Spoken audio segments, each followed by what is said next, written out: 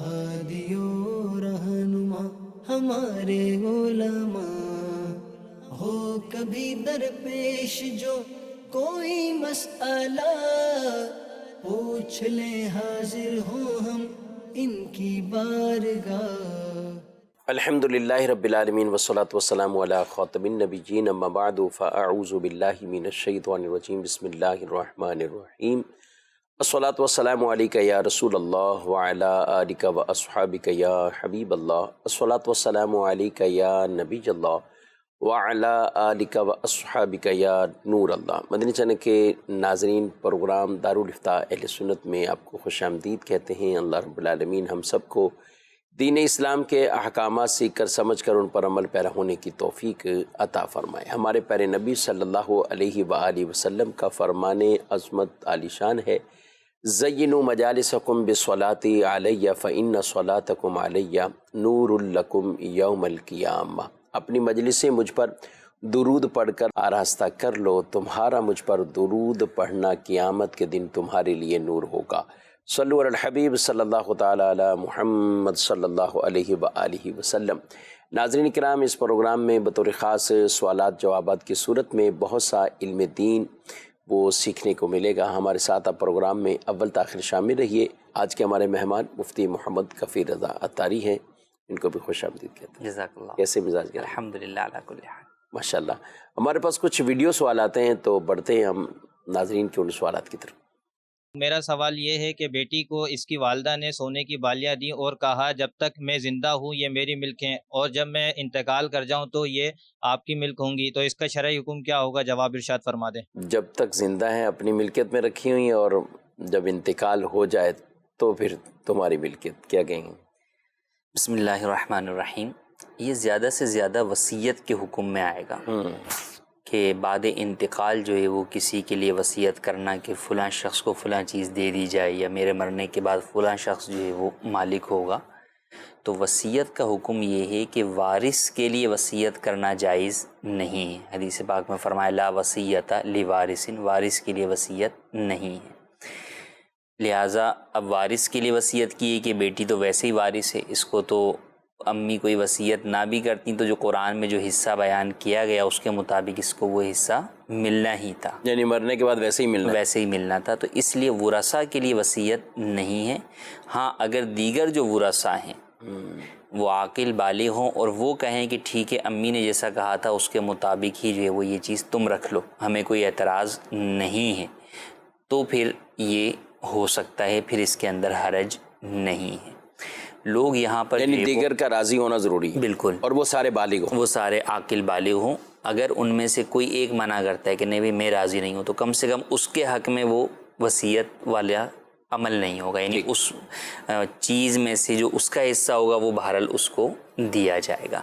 اکثر لوگ وصیت اپنی زندگی کے اندر کر دیتے ہیں اور یہ سمجھتے ہیں کہ ہم اپنی اولاد کے لیے جو وصیت کریں گے وہ بعد میں جھگڑا نہ ہو یا اور کوئی معاملات نہ ہوں، لیکن وہ اس شرعی معاملے سے جو ہے وہ ناواقف ہوتے ہیں کہ ایک تو وہ وصیت کر رہے ہوتے ہیں تو وہ اپنی مرضی کے مطابق کر رہے ہوتے ہیں، کسی بچے کو زیادہ، کسی کو کم، کسی کو اور کوئی معاملہ، اور اس کی وجہ سے جو قرآن کریم میں بیان کردہ ان کے حصے ہیں اس میں بسا اوقات کمی بیشی ہو رہی ہوتی ہے، تو وہاں پر اس وصیت پر عمل کرنا درست نہیں ہے۔ وصیت کرنی کیا چاہیے؟ والدین کو چاہیے کہ اولاد کو یہ وصیت کریں کہ میرے مرنے کے بعد شرعی طریقہ کار کے مطابق فتویٰ حاصل کر کے اس کے مطابق آپ آپس میں تقسیم کر لیجیے، یہ طریقہ کار اختیار کرنا چاہیے۔ اچھا، یہ بسا اوقات یوں بھی ہوتا ہے کہ والدین تو چلیں جو وصیت کر کے چلے گئے، اب بعد میں ورثاء آپس میں جو ہے وہ لڑ رہے ہوتے ہیں اس بات کے اوپر کہ بعض وارث یہ کہتے ہیں کہ امی ابا کا کہا ہوا جو ہے نا وہ کیسے تم جو ہے وہ چینج کر رہے ہو بھائی، بالکل، اور بعض یہ کہہ رہے ہوتے ہیں کہ نہیں بھائی جو شریعت کا حکم ہے اس کے مطابق جو ہے وہ دے، اور عموماً اس میں وہی ہوتا ہے کہ جس کو کم مل رہا ہوتا ہے وہ کہہ رہا ہوتا ہے شریعت کے مطابق تقسیم کریں، اور جس کو زیادہ مل رہا ہوتا ہے وہ کہہ رہا ہوتا ہے نہیں اما ابا کی بات تو کبھی تبدیلی نہیں ہوگی، ان کو قبر میں تکلیف ہوگی۔ یعنی اس میں بھی جو مین اپنا مقصد ہے وہ مال کا حصول ہی ہوتا ہے۔ تو وہاں پر دارالافتاء میں پھر جو ہے وہ کئی لوگ اس طرح کے آتے ہیں، تو اب ان کا پوائنٹ یہی ہوتا ہے کہ نہیں بھائی جب امی ابو کی چیز تھی انہوں نے وصیت کر دی ہے تو پھر اس کو کیسے ہم تبدیل کر سکتے ہیں, وہ تو اس کے مطابق ہی جو ہے وہ ہوگا. تو یہاں تمام ناظرین کو یہ عرض کروں گا کہ دیکھیں مرنے کے بعد آپ کا مال آپ کا نہیں رہتا, اور اس کے جو بھی حصے بیان کیے ہیں وہ اللہ پاک نے قرآن میں بیان کر دی. اب 2-3 طرح کی باتیں ہو سکتی ہیں. آپ کی وصیت عین اس کے مطابق ہے جو قرآن میں حصے بیان کیے گئے تو کوئی پرابلم ہی نہیں ہے, وہ بھی وہی ہے اور وہ بھی وہی ہے.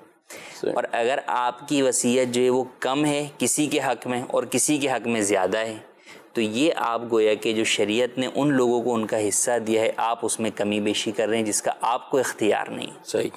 تو لہٰذا ایسا کرنا درست نہیں. ہاں زندگی کے اندر تقسیم کے اپنے طریقہ کار ہیں, شریعت نے بیان کیے ہیں, اس میں بھی عدل و انصاف بنیادی چیز ہے. اس کے اندر بھی کسی کو بالکل محروم کر دینا یا کسی کے ساتھ جو ہے وہ زیادتی کرنا یہ درست نہیں ہے. دیکھیں وصیت کس کے لیے کرنی ہے. اب آپ کو سب سے پہلے وصیت واجبہ ہوتی ہے, وہ وصیت جس کا کرنا آپ پر واجب ہے. حج فرض ہو چکا تھا ادا نہیں کر سکے تو حج بدل کی وصیت کریں آپ, یہ وصیت واجبہ ہے. کوئی قسم کا کفارہ ہے, کوئی بھی اس طرح کی چیز جو کہ آپ پر واجب ہوئی زندگی میں اور آپ ادا نہیں کر سکے تو ان چیزوں کی وصیت کر کے جانا آپ پر واجب ہے. اس کے علاوہ باقی نیک کاموں میں آپ وصیت کر سکتے ہیں, یا وہ لوگ جو ورثہ نہیں ہیں, جیسے ایک شخص سے اس کے آگے اپنی اولاد موجود ہے, بیٹے بھی موجود ہیں بیٹیاں بھی موجود ہیں, لیکن اس کی زندگی میں ہی کسی بیٹے بیٹی کا انتقال ہو گیا. اب آگے اس بیٹے بیٹی کی بھی اولاد بھی ہیں, یعنی اس کے پوتے ہیں یا نواسے نواسیاں ہیں. تو اب بیٹوں کی موجودگی میں پوتے پوتیوں کو یا نواسے نواسیوں کو حصہ نہیں ملے گا. تو اب دادا کو چاہیے کہ اپنی زندگی میں اپنے اس مرحوم بیٹے کی اولاد کے لیے وصیت کر جائے. صحیح. اور اس کی بھی لمٹ ہے کہ آپ 1/3 کر سکتے ہیں, یعنی 33% آپ کر سکتے ہیں, اس سے زیادہ آپ نہیں کر سکتے. اور اوورآل یہ بھی بہت کافی, اور یہ بھی جو ہے وہ بہت ہے, تو لہٰذا اس کو کریں. اچھا اس کے علاوہ بھی چلیں کسی کا انتقال نہیں ہو, ویسے ہی آپ سمجھتے ہیں کہ بھئی فلاں میرے بھتیجے نے میری بڑی خدمت کی ہے, فلاں جو ہے وہ اور ہے, آپ اپنی کسی بہو کے لیے کرنا چاہتے ہیں کہ وہ وارث نہیں ہے تو ٹھیک ہے آپ ان کے لیے وصیت کر جائیں. آپ تو جو وارث نہیں ہیں ان کے لیے آپ وصیت کریں گے, اور اس کے اندر آپ کی لمٹ ہے کہ آپ جو ہے وہ 33% سے زیادہ نہیں کر سکتے. اس کے اندر اس کے اندر جو ہے وہ کم سے کم ہو سکتے ہیں. ہاں کم سے کم آپ 5% 10% بھی جو ہے وہ کر سکتے ہیں. اور یہ جو وصیت ہوگی کل مال اس شخص کا جتنا بھی مال ہے اس کا 33% دیکھا جائے گا. اب اس کے اندر آپ مسجد مدرسے کے لیے بھی کر سکتے ہیں, اپنے مرنے کے بعد اپنے لیے صدقہ جاریہ کے لیے بھی جو ہے وہ آپ کر سکتے ہیں. تو یہ وصیت کے احکام ہے. تو اصل وصیت ان چیزوں کی کرنی ہے. اولاد کو کس چیز کی وصیت کریں؟ دین پر قائم رہنے کی, اہل سنت پہ قائم رہنے کی, احکام شرع پر عمل کرنے کی, آپس میں محبت کی, آپس میں جو ہے وہ شیر و شکر رہنے کی, قطع تعلقی نہ کرنے کی, بہنوں کو ان کا حق دینے کی, جو کمزور ہیں ان کی مدد کرنے کی. یہ وصیتیں ہیں جو کہ در حقیقت ہم اپنی اولاد کو کر کے جانیں, یعنی یہ نیکی والی وصیت. نیکی والی وصیت. اچھا یہ بعض اوقات ایسے جیسے آپ نے کہا کہ کچھ دینا کچھ کو نہ دینا, بعض اوقات کوئی تھوڑی چیز ہوتی ہے, یعنی اب جیسے والدہ نے چوڑی پہنی ہوئی بالفرض, کسی کے ہم چوڑی پہنی ہوئی ہے, کچھ کوئی بالی ہے, بندے ہیں, مطلب زیادہ نہیں ہے. اب بیٹیوں میں سے بھی کوئی ایک بیٹی ہے اس طرح, تو وہ اس کو, یا کسی کے ہاں بیٹیاں زیادہ ہوتی ہیں تو عام طور پہ رجحان ہوتا ہے کہ اس کو دے دیں, چلے اس کے کچھ کام میں آ جائے. تو بقیہ تو سب اب ترکہ اپنی جگہ ہیں. تو اس طرح اگر وہ کرنا چاہیں, یعنی جیسے انہوں نے کہا کہ بھی جب تک میں ہوں تو یہ میرے پاس ہے, بعد میں تمہاری ملکیت ہو جائے گا, تو چلے یہ تو نہیں ہوا. لیکن اگر وہ ویسے ہی وہ اپنی زندگی میں اگر وہ کسی کو کوئی بھی چیز دے دیتی اور وہ سامنے والا اس پر قبضہ کر لیتا تو پھر وہ اس کا مالک ہو جاتا. اب اس کے اندر یعنی مالک تو وہ ہو جاتا ہے, بھلے والدہ نے سارا مالی کسی کو اٹھا کے دے دیا تو وہ مالک ہو جائے گا شرعی تقاضوں کے مطابق اگر قبضہ ہو گیا. ہاں والدہ اس میں ناانصافی کرنے کی بنا پر بعض صورتوں میں گناہگار جو ہے وہ ہوں گی. تو وہ والدہ کو چاہیے کہ تقسیم کرنے سے پہلے شرعی رہنمائی لیں کہ بھئی میں اس طرح تقسیم کرنا چاہتی ہوں, کسی کو زیادہ دینا چاہتی ہوں تو کیوں دینا چاہتی ہوں, تو وہ پورا معلوم کر کے اس کے مطابق تقسیم. یعنی کرنا یہی چاہیے اولاد کے مابین, اور عدل والا ہی معاملہ کرنا. عدل والا ہی, اور یہ عدل آپ کا آگے ان کی بھی آپس کے اندر جو ہے وہ محبتوں کو قائم رکھے گا. ورنہ آپ کا ایک فیصلہ بسا اوقات ان کو آپ سے یا تو باغی کر دیتا ہے یا اس بہن یا بھائی سے باغی کر دیتا ہے, اور وہ آپس میں ناچاکیاں شروع ہو جاتی. کچھ کاز لے لیتے.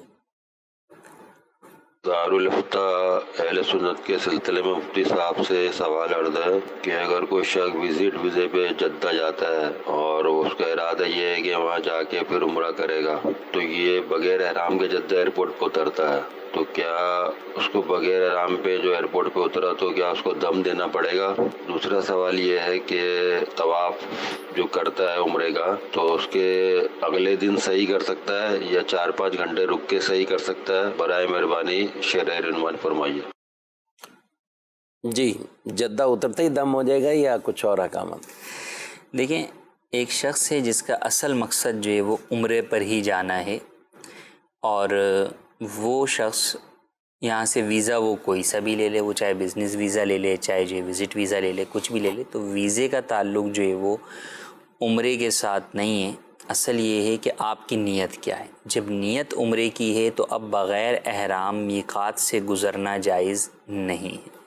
تو بغیر احرام اگر آپ میقات سے گزریں گے تو آپ سب سے پہلے تو گناہ گار ہوئے، اور اب یہ نہیں کہ آپ بولیں بھائی میں دم دے دوں اور چلیں آگے کام کروں، نہیں، بلکہ اس گناہ کے ازالے کے لیے اولاً حکم آپ کے لیے یہی ہے کہ آپ کسی بھی آفاقی میقات پر واپس جائیے اور وہاں جا کے آپ احرام باندھیں، اور احرام باندھ کے آپ پھر واپس آ کر اپنا عمرہ ادا کریں، اور توبہ بہرحال پھر بھی لازم رہے گی آپ پر جو گناہ ہوا کہ آپ بغیر احرام حدود میقات میں آئے۔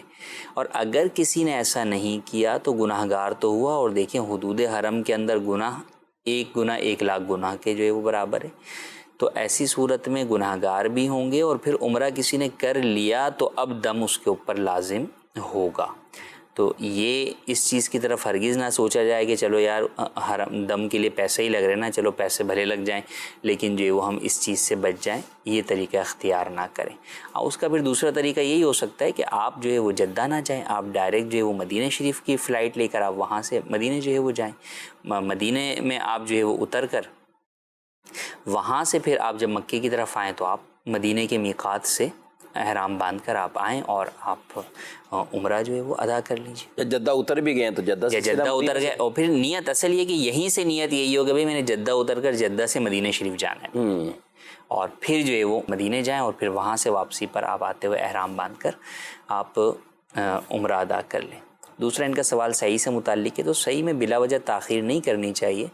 بات یہ کہ جب تک آپ صحیح نہیں کریں گے عمرہ مکمل نہیں ہوگا، عمرہ مکمل نہیں ہوگا تو آپ کے اوپر احرام کی پابندیاں لازم رہیں گی، آپ کو احرام کا لباس یعنی بغیر سلا ہوا لباس بھی پہنے رکھنا ہوگا، اور دیگر ساری پابندیوں سے بھی بچنا ہوگا۔ تو ایک یہ کہ تھوڑی بہت تھکاوٹ ہو گئی ہے تو آپ جو ہے وہ کچھ دیر کے لیے بیٹھ جاتے ہیں، آرام کر لیتے ہیں کہ چلیں طواف کے بعد میں تھک گیا ہوں، ابھی 1 گھنٹے کے بعد اٹھ کر جو ہے وہ میں صحیح کر لوں گا۔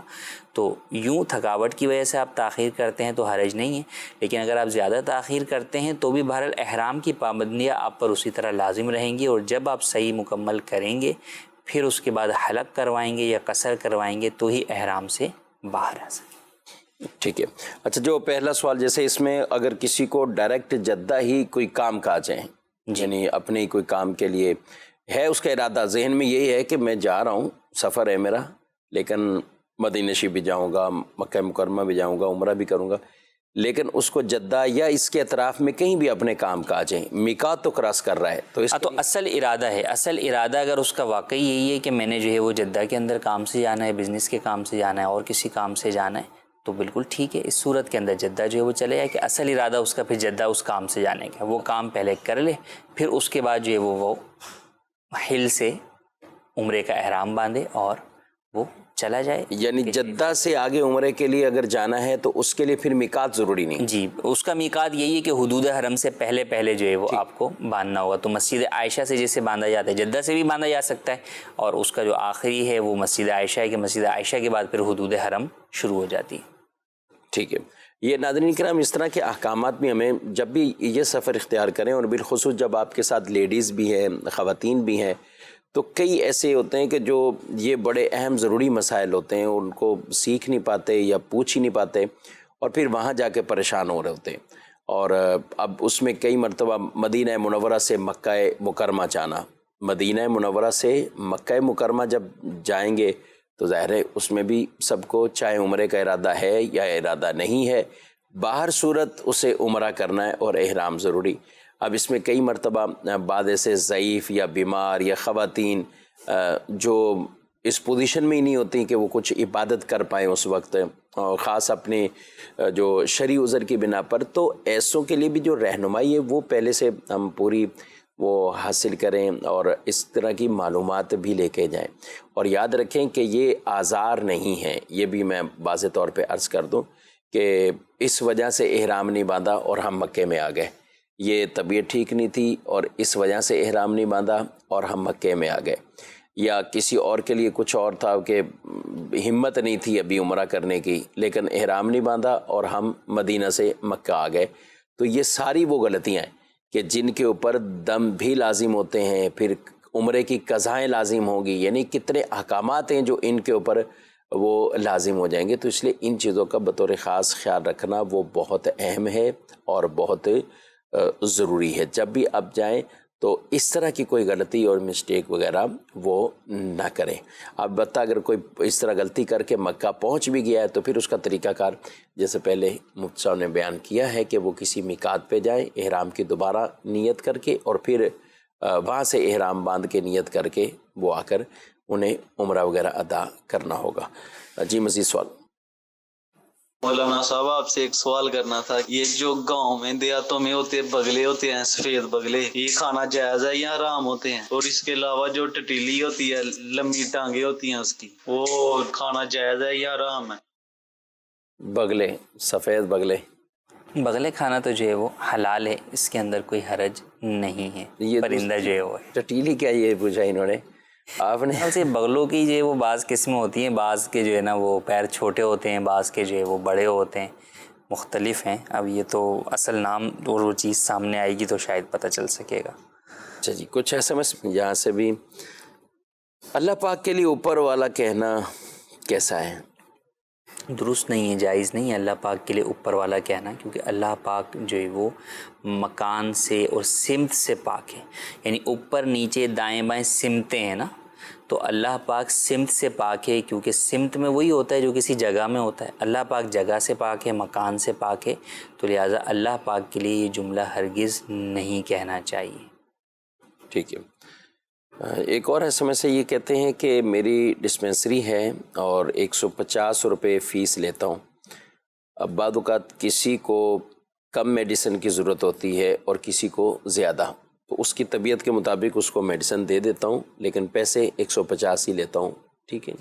ठीक है। अगर जो है वो आपने अपने चार्जेस रखे हुए हैं कि भाई मैं जो है वो चेकअप करने और उसके साथ दवा देने की इतनी फ़ीस है, या सिर्फ चेकअप की फ़ीस है, तो अब उसके अंदर अमराज किसी का बड़ा मर्ज़ होता है जो जनरल फिजिशियन होता है, और तो कोई छोटा आता है सिर्फ इस काम के लिए कि भाई सर दर्द हो रहा है दवा दे दें, तो उसको दवा लिख के दे देता है। कोई आता है तो उसका बड़ा लंबा मुआयना करना पड़ जाता है उसे, तो उसमें कोई हरज नहीं है, आप जो है वो फ़िक्स फ़ीस ले सकते हैं। ठीक है। मज़ीद सवाल। मेरा दारुल इफ्ता अहले सुन्नत में मुफ्तियाने कलाम की खिदमत में ये सवाल अर्ज़ है कि जब वालिदैन बेटे की शादी करते हैं तो वो बच्चे को या अपनी बहू को मकान या जमीन लिख कर देते हैं मार में, तो ये साथ लिख दिया जाता है कि जब तक हम जिंदा हैं ये आप बेच नहीं सकते, लेकिन मालिक आप हैं, बेटे को या बहू को लिख कर दिया जाता है। तो बात ऐसा होता है कि वो औलाद किसी मजबूरी की वजह से बेच भी देती है, कोई जरूरत पड़ जाती है, तो ये लिखना और ऐसा अमल करना ये कैसा, ये इरशाद फरमा दीजिए, जज़ाकल्लाहु खैरा। जी, लिख भी दिया जाता है लेकिन उनको दे तो उन्हीं को दिया जाता है, मालिक वही हो जाते हैं। क्या कहेंगे? देखिए, हिबा है कि वो उनको जो है वो गिफ्ट आप कर रहे हैं। अब इसमें दो बातें, एक ये कि सिर्फ कानूनी कार्रवाई जो है वो की गई है, उनका शरई कब्ज़ा उस चीज़ पर नहीं दिलाया गया। तो शरई कब्ज़ा अगर हिबा में नहीं दिलाया जाएगा तो वो चीज़ असल मालिक की मिल्क के ऊपर ही बाकी रहेगी, और दोनों में से किसी एक का भी इंतकाल हो जाएगा तो वो गिफ्ट बातिल हो जाएगा, कैंसिल हो जाएगा। और ये शर्त लगाना, ये जो है वो शर्त लगाना दुरुस्त नहीं है, क्योंकि इसकी वजह से वो हिबा जो है वो बातिल नहीं होगा, या हिबा फासिद नहीं होगा, बल्कि शर्त ही बातिल करार पाएगी। अलबत्ता अगर शरई कब्ज़ा भी दिला दिया तो सामने वाले की मिल्कियत में भी आ गया, कब्ज़ा भी हो गया, तो अब ऐसी सूरत के अंदर उसे मिल्कियत के तमाम हुकूक हासिल हैं, वो उसे बेच भी सकता है और दीगर मामलात भी उसके साथ कर सकता है। अलबत्ता जब वालिदैन ने ऐसी बात लगाई है तो औलाद को ये चाहिए کہ والدین سے چھپ کر یا چیٹ کر کے اسے جو ہے وہ نہ کرے، والدین کو اعتماد میں لے کر جو ہے وہ کرے تاکہ والدین کو دکھ نہ پہنچے۔ عموماً اس طرح کی شرط لگانے کا مقصد والدین کا بھی اولاد کے لیے بھلائی ہی ہوتا ہے۔ ہاں بھی ایسے پیسے اڑا دیں گے، ہاں پیسوں کے اندر جو ہے وہ اس کو اڑا دے گا اور جو ہے نا ختم کر دے گا، یا بعضوں کی عادت پتہ ہوتی ہے، یا بیٹی کو دیتے ہیں تو یہ ہوتا ہے کہ کہیں شوہر بیچ کر جو ہے وہ نہ کھا جائے، تو اس طرح کی وہ بعض شرائط لگاتے ہیں۔ تو اس میں ان کو بھی چاہیے کہ ان چیزوں میں دیکھیں کہ واقعی جب سامنے والوں کو ضرورت پڑ رہی ہے اور ان کی ملکیت کر دیا ہے تو وہ ٹھیک ہے، ان کو بیچنے کی اجازت بھی جو ہے وہ دے دیں، لیکن اولاد کو بھی چاہیے کہ والدین کو اعتماد میں لے اور انہیں اس معاملے میں دکھ نہ پہنچائے۔ اور زیورات میں بھی بعض اوقات اس طرح کی کنڈیشن ہوتی ہے کہ بیچنی نہیں ہے، اور یہ تو کسی صورت میں نہیں بیچنا۔ اچھا، یہاں پہ دوسرے پہلو پہ بھی ہم بات کرتے ہیں نا، ایک تو یہ کہ والدین کسی فائدے کے لیے ہی کہتے ہیں کہ بیچنا نہیں ہے، ایک یہ ہے کہ بس ان کا ایک فائنل لکیر ہے کہ بیچنا ہی نہیں ہے، سامنے والا وہ بھوکا مر جائے یا بھوکا نہ مرے تو کم از کم لوگوں کے سامنے ہاتھ پھیلا پھیلا کے مر جائے۔ اب اس کو کوئی کام ہے، کسی چیز کی ضرورت ہے، مثال کے طور پہ ایک مکان بنا رہے ہیں، اب مکان بنا رہے ہیں، اس کے لیے پیسوں کی ضرورت ہے، پلاٹ پڑا ہوا ہے، تو اب جو تھی ایک کہ اتنے میں میں نے بنا لینا ہے، وہ نہیں بن پایا، پلاٹ پڑا ہوا ہے، یا کوئی اور ایسی چیز ہے کہ جس کو بیچ کر یہ ضرورت پوری کی جا سکتی ہے۔ اب اسے کہا جاتا ہے نہیں، آپ لوگوں سے لے لو، کسی سے بھی لے لو۔ اب کسی سے قرضہ لینا آسان کام تھوڑی ہے، یعنی آپ تو لوگ تو یہ کہتے ہیں قرضہ واپسی، تو قرضہ لینا بھی تو کون سا آسان کام ہے، اور بالخصوص ایسی چیزوں کے لیے، کوئی مجبوری ہو، مریض ہو، کچھ اور ہو تو آدمی دے دیتا ہے، لیکن جب اس طرح کی یا جو چیزیں سہولیات سے تعلق رکھتی ہیں تو ایسے میں پھر والدین کو اصرار یا ضد نہیں کرنی چاہیے ان کو، جب ضرورت سامنے نظر آ رہی ہے پیسے، والدین کو اس معاملے میں جو ہے وہ فلیکسیبلٹی رکھنی چاہیے اور اولاد کے حق میں جو ہے وہ اچھا فیصلہ دینا چاہیے۔ اصل میں اس میں بعض جگہ پر لوگوں کے ذہنوں میں اس طرح کی باتیں ہوتی ہیں کہ بھئی یہ ہمارے پرکھوں کی نشانی ہے، نشانی ہے۔ یہ زیورات میں بھی یہ ہوتا ہے کہ بھئی یہ تمہاری دادی کا تھا، تمہاری دادی نے مجھے دیا، میں تمہیں دے رہی ہوں، تم نے آگے اپنی اولاد کو جو ہے وہ دینی ہے، تو لہٰذا یہ سونا بیچنا نہیں ہے۔ تو اسی طرح پلاٹ میں، اچھا یہاں تو چلیں بسا اوقات یہ ہوتا ہے کہ ملکیت ہی شاید والدین کی قرار پا رہا ہو، بعض صورتوں میں یہی چیز والدین کے انتقال کے بعد وراثت والی چیز میں ہوتی ہے۔ کوئی ایک بھائی اڑ کے بیٹھا ہوا ہوتا ہے کہ نہیں یہ مکان نہیں بیچنا، اچھا بھائی نہیں بیچنا تو تم بقیہ کو حصے اپنی جیب سے دے دو، میری جیب میں تو 1 روپے نہیں ہے تو میں کہاں سے دے دوں، تو بھائی پھر بیچ دو، نہیں بیچنے میں دوں گا نہیں ہے۔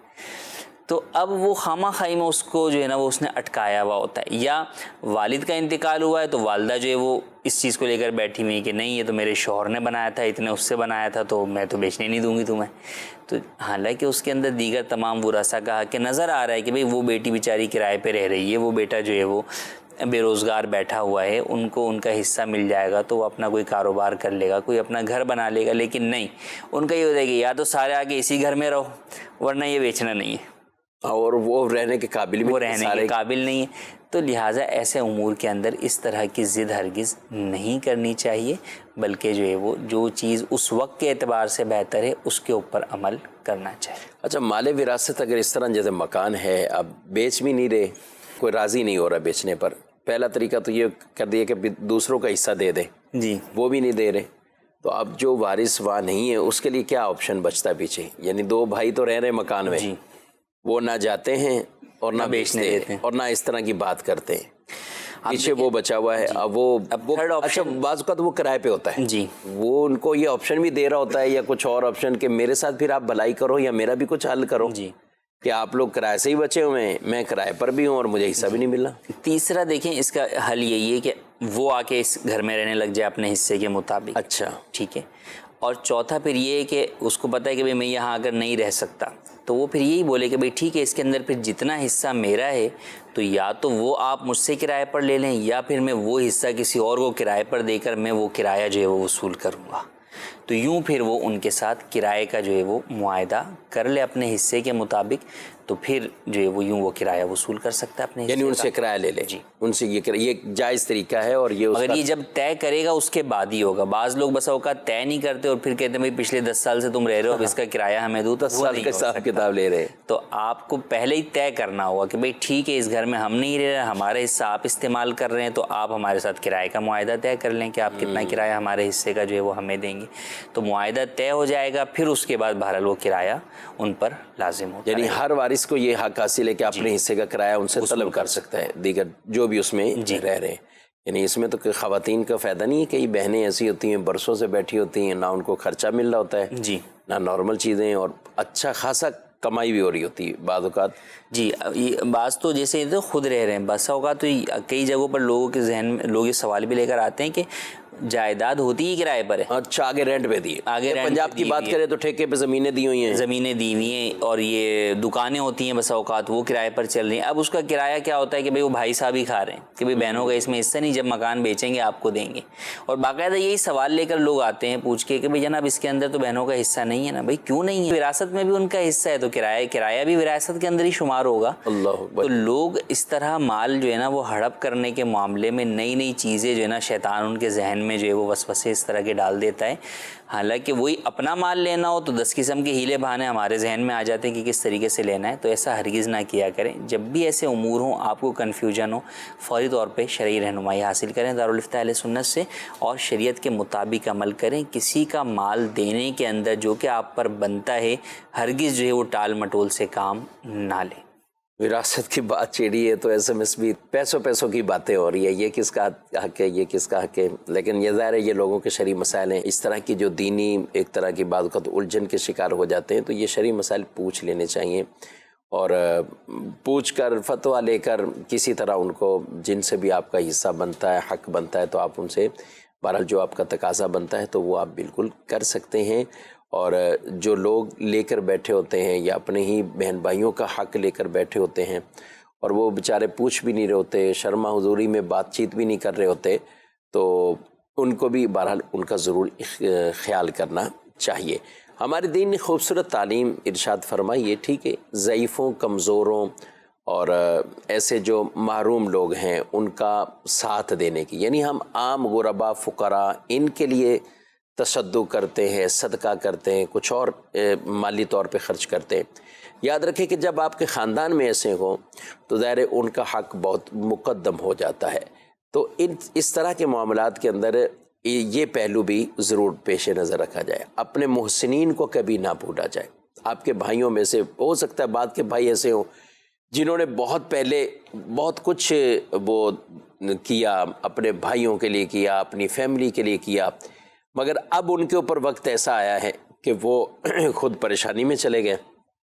تو پھر جو بعد والے ہیں, جو بھائی ہیں, جو پڑھ لکھ گئے, اب ان کو یہ نہیں چاہیے کہ اب ان کے ساتھ وہ کوئی ایسا برتاؤ ہی نہ کریں اور کہیں کہ اس کی اپنی زندگی, میری اپنی زندگی. نہیں, کبھی بھی ایسا نہیں ہونا چاہیے. عام آدمی اگر کوئی احسان کرے تو اس احسان کا بدلہ بھی احسان ہی ہوتا ہے, لیکن اگر اپنے بھائیوں کے ساتھ کریں گے, اور بالخصوص اپنے بڑے بھائی اور فیملی کے وہ افراد جنہوں نے اپنی دور میں تو بڑی محنت کر دی اور چھوٹے بھائیوں کو بھی وہ اوپر تک لے آئے, لیکن جب ان پر وقت آئے تو پھر ایسا نہیں کرنا چاہیے. اس لیے اس پہلو کو ضرور یہ بھی یاد رکھیں. باقی جو شرعی تقاضے ہیں اس کا شرعی طور پر فتویٰ لے کر اس کے مطابق آپ ضرور مسائل کا حل کیجیے. مزید کال.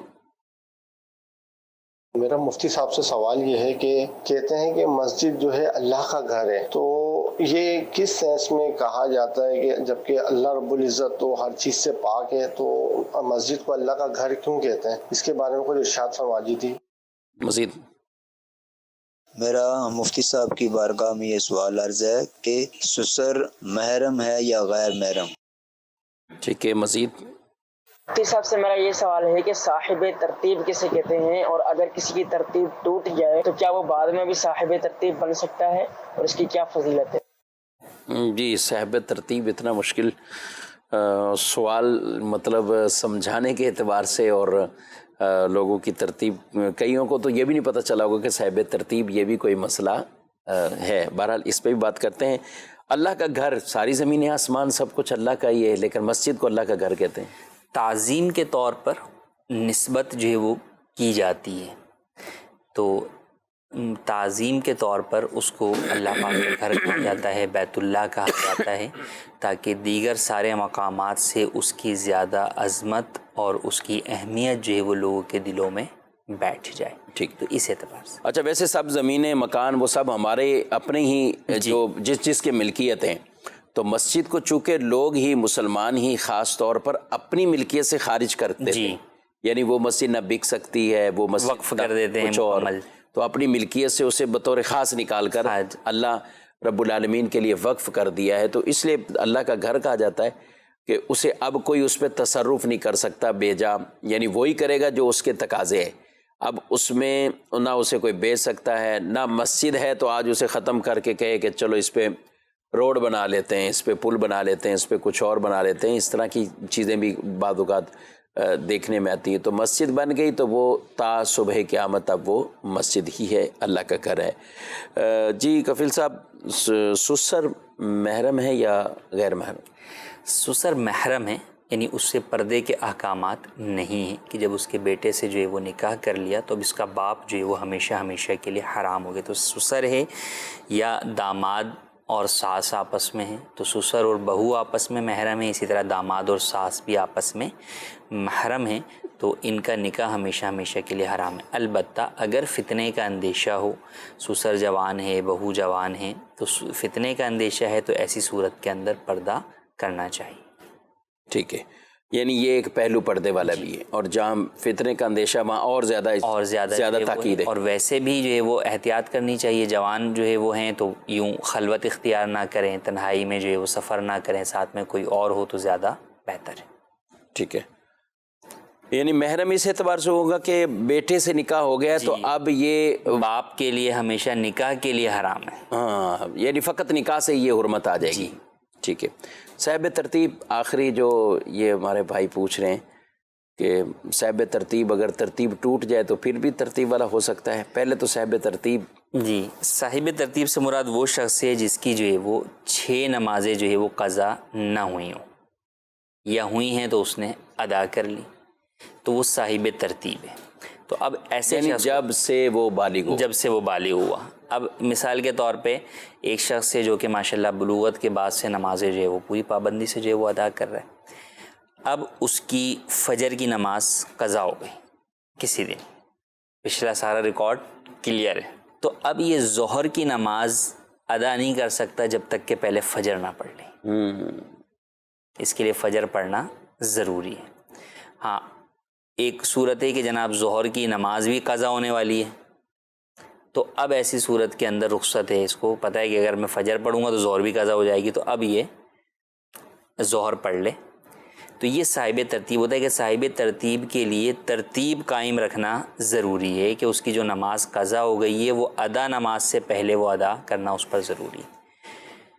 ٹھیک ہے، اب جو شخص اس کے برعکس ہے، یعنی 6 نمازیں اس کی یا اس سے زیادہ اس کی قضا ہو گئیں، تو وہ صاحب ترتیب نہ رہا۔ جب صاحب ترتیب نہ رہا تو اب وہ بغیر ترتیب کی بھی نماز ادا کر سکتا ہے، اس کی فجر رہ گئی تو وہ پہلے ظہر پڑھ لے، اس کے بعد بھلے فجر پڑھ لے، تو اس میں حرج نہیں ہے۔ انہوں نے ایک سوال یہ کیا کہ کوئی شخص صاحب ترتیب جو ہے وہ ختم ہو گیا کہ دوبارہ بن سکتا ہے؟ جی بالکل دوبارہ بن سکتا ہے، آپ نے اپنی پچھلی قضا نمازیں ساری مکمل کر لی ہیں، اب آپ کے اکاؤنٹ میں کوئی جو ہے وہ قضا نماز نہیں کھڑی ہوئی تو آپ دوبارہ صاحب ترتیب ہو گئے۔ یعنی یہ خود بھی ایک بہت بڑی فضیلت کا کام ہے۔ جی بالکل فضیلت ہے کہ اور ترتیب قائم رکھنا، اور خود آپ کے یہ دیکھیں نا کہ جیسے آپ قرض کے اندر آپ سوچتے ہیں کہ یار میرے اوپر قرضہ چڑھا ہوا ہے، تو یہاں آپ کے اوپر نمازوں کا قرض چڑھا ہوا ہے جس کو آپ نے جو ہے وہ فوری طور پر ادا کرنا ہے، اور نماز کی ادائیگی، ایک نماز قضا ہو جائے تو ادائیگی میں تاخیر بھی نہیں کرنی چاہیے، بلکہ جن کے ذمہ قضائے عمری ان کے لیے بھی یہ حکم دیا گیا کہ بھئی جو ضروری ان کے امور ہیں کمانے کے، سونے کے، اس کے علاوہ جتنا وقت ہے غیر مکروہ اوقات کے علاوہ وہ اپنی قضا نماز میں صرف کریں تاکہ جلد از جلد ان کی تمام قضا نمازیں ادا ہو جائیں۔ ٹھیک، کچھ ایسے میں سے تھوڑے چاہیں گے کہ اس کے اوپر بھی کچھ نہ کچھ کامنٹس ہو جائیں۔ سوال یہ ہے کہ شادی کے بعد مرد اپنی بیوی کو کیسے بلا سکتا ہے؟ نام لے کر یعنی بلا سکتا ہے؟ نام لے کر بھی جو ہے وہ بلا سکتا ہے بیوی کو، اور جو ہے وہ کوئی نک نیم بھی رکھ کر بلا سکتا ہے۔ اچھا، رکھنا چاہیے نام، یا ایسا رکھے کہ اس کو بھی نام ایسا رکھے کہ جو اس کے لیے کوئی ایذا یا تکلیف کا باعث نہ، نام بگاڑنے والا نام نہ ہو۔ ٹھیک، کوئی اور خوبصورت نام، کوئی اور لقب جو ہے وہ کہہ سکتے ہیں، جیسے نبی کریم صلی اللہ علیہ وسلم سیدہ عائشہ صدیقہ رضی اللہ تعالیٰ عنہ کو حمیرہ کہہ کر جو ہے وہ پکارا کرتے تھے، تو یوں اچھا نام، خوبصورت لقب کے اعتبار سے بالکل پکار سکتے ہیں۔ ٹھیک ہے، کہتے ہیں کہ شادی کے بعد شوہر کی تنخواہ پر حق ماں کا زیادہ ہے یا بیوی کا؟ اگر بالفرض وہ 25-30 ہزار روپے کماتا ہے تو کس کو کتنا؟ شادی کے بعد شوہر کی تنخواہ پر شوہر کا ہی حق ہے. اچھا نہ بیوی کا ہے نہ جو. لیکن شوہر تو مائنس ہو جاتا ہے نا بیچارہ, بس وہ کماتا ہی ہے اور اس کے بعد تو بلکہ اس کو خود خرچہ ملتا ہے بعض کو جی کہ بھائی یہ آپ کو ہے, اس کو آپ اپنی مرضی سے. تو دیکھیں اصل حق تو اسی کا یہ, اب اس کو خرچ کرنا ہے نفقے کے اعتبار سے. تو بعض صورتوں میں اس کے اوپر بیوی کا نفقہ ہوتا ہے, والدین کا نفقہ شرعاً واجب نہیں ہو رہا ہوتا کہ والدین کے پاس اللہ کا دیا سب کچھ ہوتا ہے, اور بعض صورتوں میں نفقہ ہی والدہ کا واجب ہو رہا ہوتا ہے اس کے اوپر. ٹھیک, تو ایسی صورت کے اندر تو بالکل جو بھی ان کا خرچ ہے وہ ادا کرے گا, جس طرح بیوی کا خرچ. اچھا بیوی کا خرچ کیوں لازم ہے نفقہ؟ بس شریعت کا حکم ہے تو نافذ ہے نا, لازم ہے. تو اسی طرح ماں کے اوپر بھی جو حکم ہے وہ ماں کے اوپر نفقہ جب ماں کا واجب ہوگا تو وہ بھی شریعت کا حکم ہے.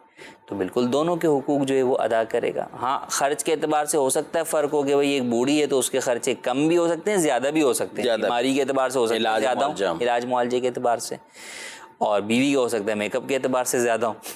اگرچہ اس میں الگ بات ہے کہ بعض صورتوں میں کون سا نفقے کے اندر کون سی چیز لازم آتی ہے کون سی چیز نہیں آتی, اس کی ایک الگ ڈیٹیل ہے, لیکن ایک مثال کے طور پر جو عرض کیا.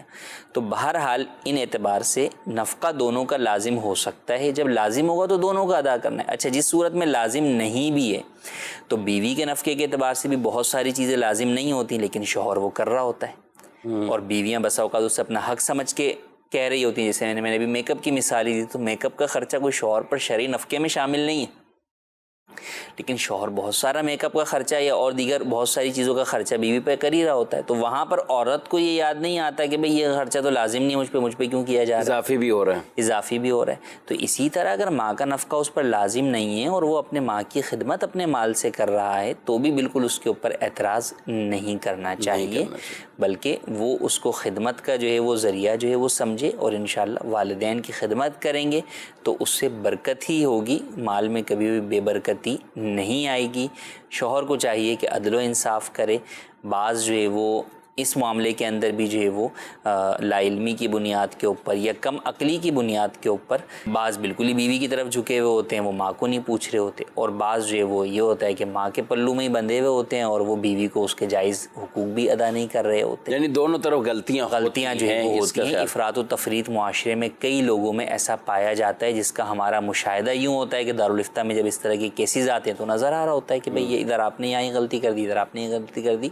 تو بالکل بیلنس جو ہے وہ کرنا چاہیے. شریعت کے اندر اعتدال کا راستہ اختیار کرنے کا حکم دیا گیا, تو بالکل درمیانی راہ اختیار کرتے ہوئے دونوں کے جو حقوق ہیں وہ ادا کیے جائیں. شور ہوتا ہے اس میں آزمائش میں ویسے یہ والے پہلو میں کہ جب بیوی کی طرف سے کھچاؤ ہے اور ادھر ماں کی طرف سے ماں کچھ مطالبہ ایسا جو کہ غیر شرعی ناحق ہو کہ بیوی بچوں کے حوالے سے یہ کرو جی, تو وہ وہاں پہ یعنی اس کی پذیرائی تو نہیں کی جائے گی کہ ماں کہہ رہی ہے تو اس لیے کر لیں, اور بدتمیزی کی بھی نہیں کہا جائے گا کہ ماں سے جھگڑے شروع کر دیں. لیکن اس کو یہ ہے کہ یہ دینی طور پر جو اس کی شرعی تعلیمات ہے یہ اس کے مطابق نہ ان پر ظلم کرے گا اور نہ ادھر سے ہاتھ روکے گا کہ ان کی خدمت نہ کرے, ان کو کچھ دے نہ.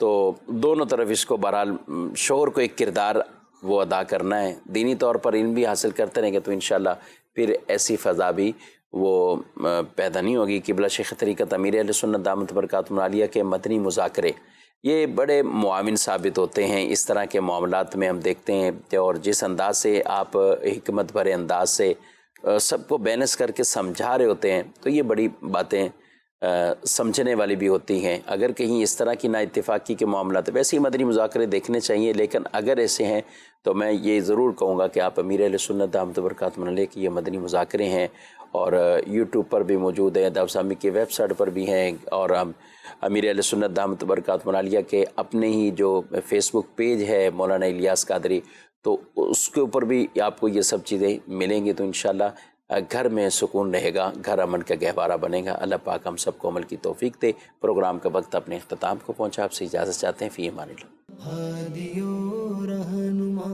ہمارے علماء ہو کبھی درپیش جو کوئی مسئلہ پوچھ لیں حاضر ہوں ہم ان کی بارگاہ.